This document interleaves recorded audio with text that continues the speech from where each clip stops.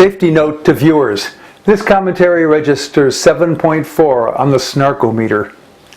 With honor to Bill Maher for the format, here are Jax New Rules, starting on January 20th. Jax New Rule. People have to stop saying they're pro-life if they continue to support the death penalty. Jax New Rule. Americans who demand the defunding of Planned Parenthood may no longer claim that they care about women, especially poor women, and they have to stand on street corners handing out condoms. Jax New Rule. Now that the Republicans control the presidency and both chambers of Congress, they can vote for roughly the 62nd time to repeal Obamacare, even as they have nothing to replace it and won't for at least 2 years. That's according to their own calculations. They have to take ownership of the health care outcomes of the millions of people who will no longer have access to health care at all. Furthermore, the Republicans will be required to provide grave markers for these millions bearing the inscription, "I arrived here early thanks to the Republicans." Jax New Rules.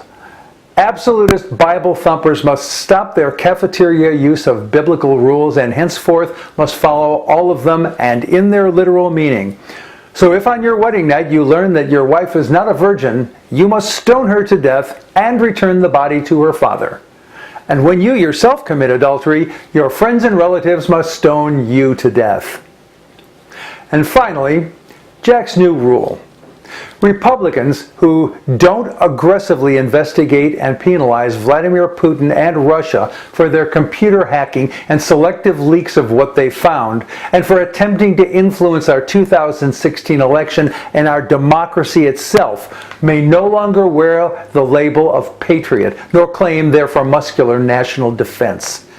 For decades, the Republicans have been presenting themselves to the American people as the true patriots, the one who believe in the most robust national defense and who always fought for more money for the Pentagon, regardless of whether the Pentagon even wanted it. For example, the F-35 Joint Task Strike Fighter.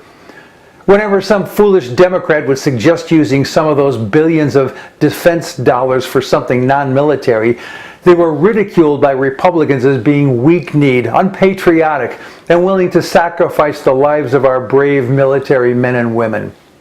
But now that we've caught Putin with his hand in our ballot boxes, only a small handful of legislators is speaking up. Where did all that chest thumping go? What happened to their boasts of patriotism now that the president will be of their party and he's in Putin's pocket? We all understand Trump's continuing denial of the Russians having influenced the election. After all, if they did sway the election, it would be clear that Trump doesn't really have the mandate he falsely boasts of having. It would be clear that he's an illegitimate president. No, Trump has to tweet his denials of Russian influence on the election because his overblown ego couldn't handle the truth. But what of the many senators and representatives who are much too quiet now and should be calling for retribution, for sanctions and greater protections for our country? Where are they? Where's that stiff patriotic spine they've bragged about since the start of the Cold War? Jack's new rule for this Congress is this: put up or shut up. I'm Jack Altshuler.